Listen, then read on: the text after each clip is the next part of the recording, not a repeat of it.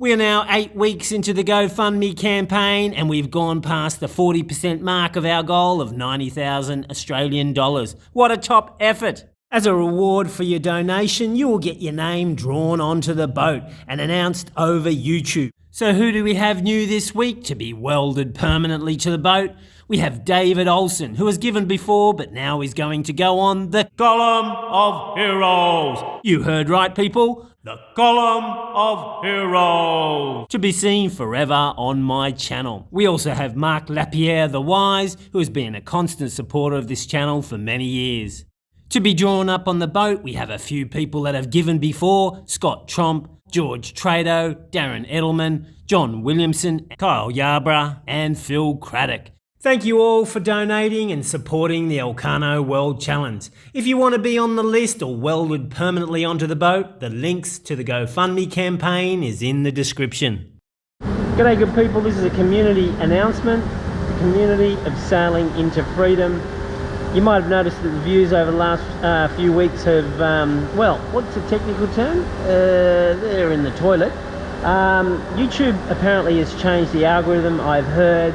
And so I'm going to turn up less and less on your feed. This could be a good thing or it could be a bad thing. I've been told that it's probably best for you to, if you're not seeing me come up on the feed, just go to your subscription page and just find the latest video there, because I think they're just trying to get more channels, more views overall. So you'll just see less of sailing into freedom. I mean, it's a tragic state of affairs, but that's it.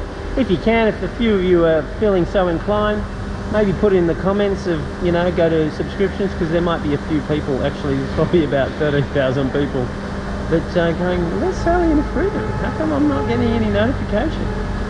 Ah, YouTube, you gotta love them.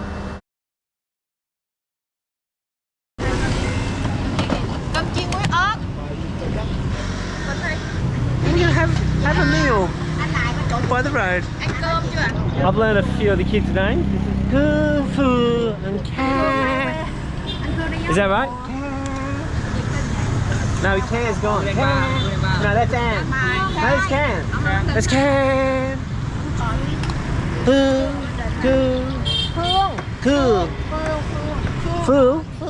Fu. Location. It's so hard. It's so hard. The enunciation is very difficult for Australians who barely use their lips, tongue and any muscles there. G'day people, how are you? That's how we talk. That's how we talk. You don't have to move your lips, tongue or anything. Because if you do in Australia, you get a mouthful of blowflies. And we don't like that. Literally, if I walked 100 metres, I would go through maybe 10 or 15 restaurants, and they're nothing but these little kiddie chairs. I actually got the bigger one. It's still a kiddie chair, but I don't know if Americans will be able to sit at some of these tables. They need one of these chairs for each arse cheek. Sorry, well, for a lot. And a lot of Australians too, you know.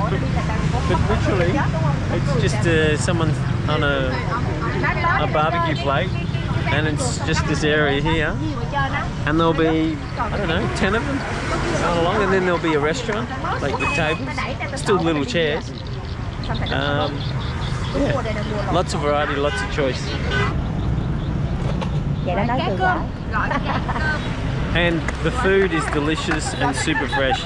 Remember I took you to the markets where they were picking, they must pick it at 3 or 4 a.m. and then they get to the streets where they sell, in each little village there'll be a certain bunch of streets that'll sell it. Everything's fresh, everything's just cut, and it's excellent cuisine. I mean, how would I describe it? It's not Chinese. Chinese is sesame oil, or has sesame oil. It's just delicious, fresh Vietnamese, simple, really nice, like stir fries, that sort of stuff. So I wouldn't say it's Thai, but it can be like Thai.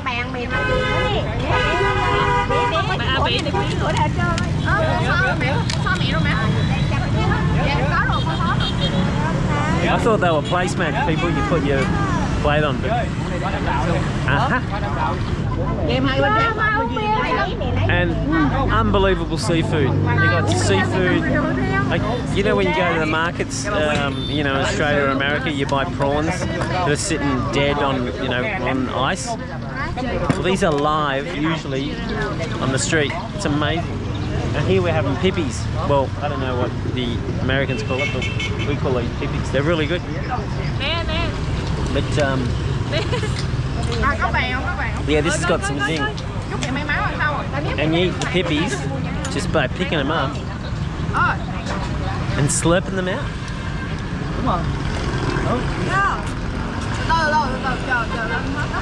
And they're really good. And Duck here went especially to get me some duck. Oh baby, thank you very much. I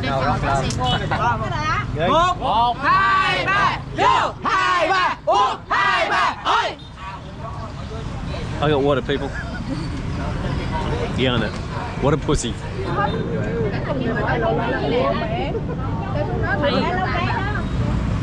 Wow. Yep, we got chicken's feet again. Okay, that's the remnants of a chicken wing. And here's a chicken's foot that I'm still devouring. There's a hell of a lot of chicken in between, and I don't know where it goes. Generally, I don't see any chicken breasts or drumstick or thigh. I don't know, but they've got lots of extremities. Here, munch on some crunchy chicken feet. It's actually quite good, but there's not much in it.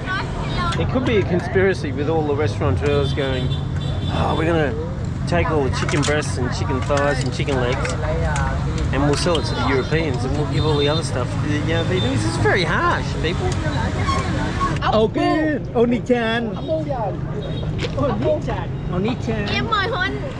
I've never actually tried this. I'm going to try it now. It's good, apparently.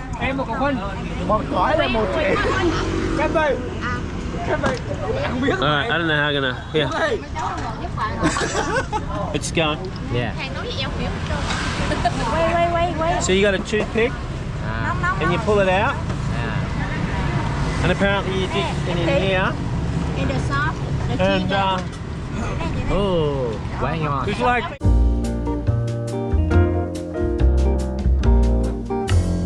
Okay, one more thing before the battery's going to die. Đi với mình đúng không? Each different sauce is for a different dish, and I don't know how they keep up. This is like 7 or 8 different sauces. Anyway, bon appetit, I gotta go. This is going to run out of battery. I know what you're thinking. Oh, goody goody gumdrops. We have more cutting, welding and grinding. You're welcome, people. You're welcome. I understand this completely. But aside from your overwhelming enthusiasm, this is the second last major shell plate to be added to my boat. We are almost there.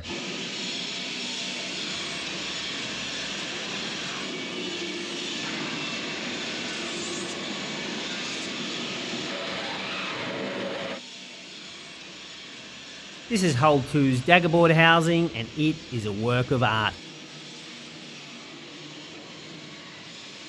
This is one of my favourite welders. Fong is his name. He's going to be the star of the next few episodes, people. Here he is, testing how far he can weld in this cavity.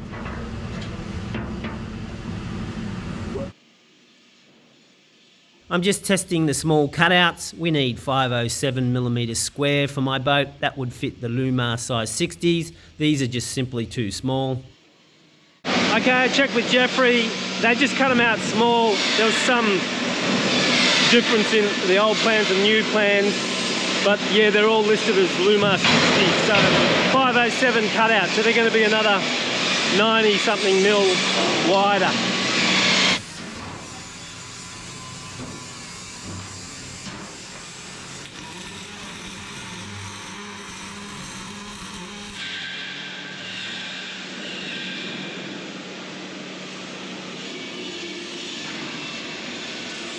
And no, they are not playing on their mobile phones. All of the plans are uploaded so they don't have to run back to the office to check on a measurement.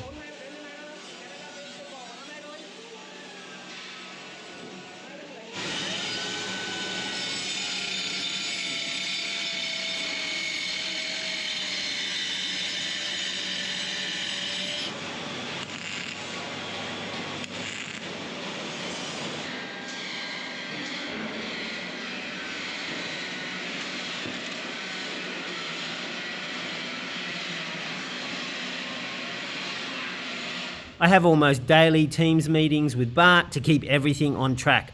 Basically what needs to be done, new things to go on the list, and what have I forgotten to do. Would I say we're a smooth running operation? Well, not quite. Maybe if I was removed it would be, but where's the fun in that? I hope they repair this hole though. Blah, blah, blah. This is the anchor locker and it is big. It will house the windlass, which will be hidden within this space and placed on a pedestal. Some say you shouldn't put such things on a pedestal, but I simply say this. Winch, people, not wench. Now, I don't condone this sort of language, so let's just leave it at that. And this, good people, is the last major piece of shell plate to go on my boat. Hallelujah, hallelujah, hallelujah. I'm still utterly amazed about how they can do these compound curves on a flat piece of shell plate originally. And they get to match the contours of the boat so close it is not funny.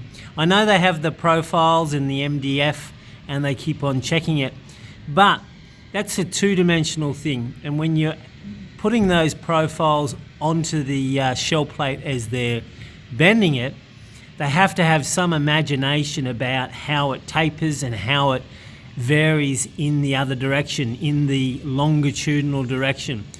Of course, the builder could make it easier and not work with such a large sheet and divide it up as other builders do, for example like this. But there is a cost. Having more welds weakens the external skin of the boat and increases the potential for leaking at the multiple welds and weld junctions. Here we believe it is much better to train the workforce to master the English wheel bender and put the time into getting each huge sheet in the right shape, which could be as many as 600 or 700 passes. So well done guys, top stuff.